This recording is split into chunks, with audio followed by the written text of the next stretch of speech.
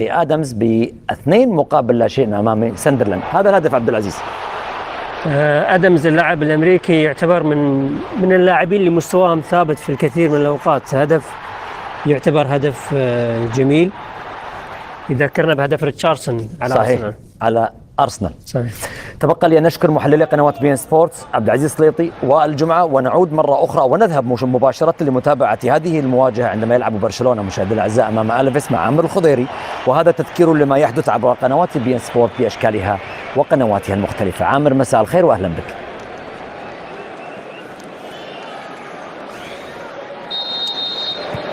فيها وإياكم هنا في ليلة كروية كبيرة تنتظر للبارسا بعد الخسارة من أمام تشيلسي في المباراة الماضية بعد السقوط الصعب والقاسي جدا على برشلونة وعشاقة. بينما هنا الكرة والبداية وهدف أول يأتي في هذه اللحظات، ضربة أولى قبل هنا الحديث عن كل الأشياء. هنا في الثانية رقم 48 يسجل فريق نادي ديبورتيفو ألافيس هدف المباراة الأول. يا لها من بداية ويا لها من ضربة ويا له من خطأ كبير هنا على حساب برشلونة. هدف المباراة الأول يسجل لمصلحة ألافيس. يا لها من بداية لم تكن مبشرة أبدا في ليلة هنا بواحدة من المباريات التي يبحث فيها هانس فليك طبعا عن الفوز ولا غير ذلك. لاحظ الكرة، لاحظ المحاولة، لاحظ الضربة، لا يوجد تسلل مباشرة. متابعة وهدف أول يسجل لمصلحة البارسا في اللقطة الأخيرة في الكرة الماضية.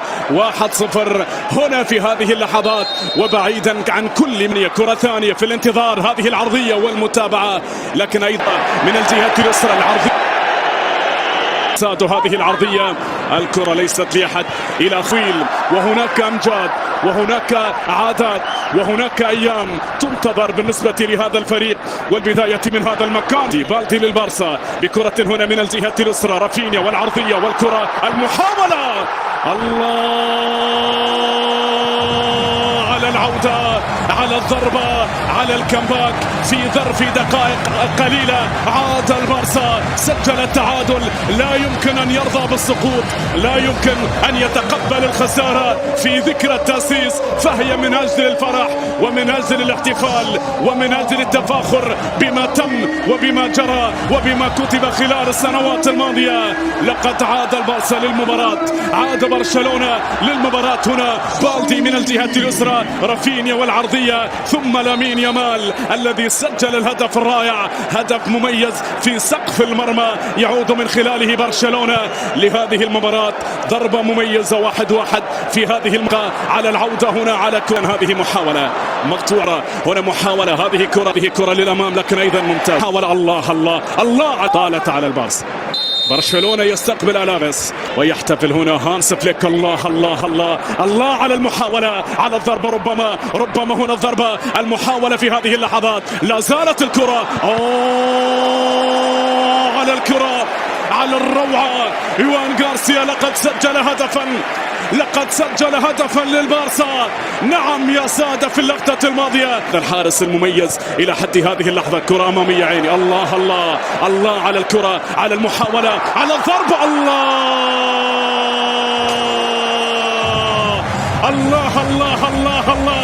على سحر البارسا، على روعة البارسا.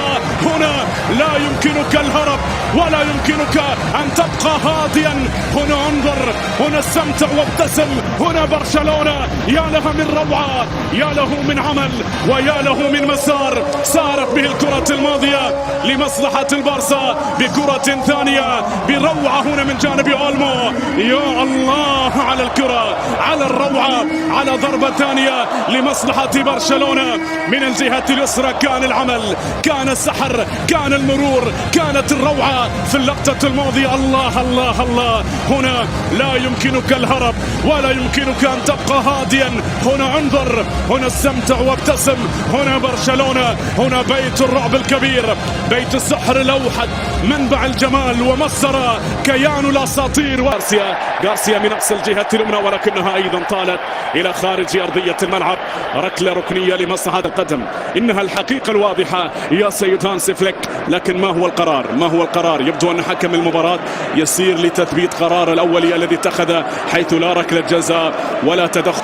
حكم المباراة رأى بأن هناك تدخل قاسي، وبالتالي مباشرة باشر في إشهار البطاقة الصفراء على رباش.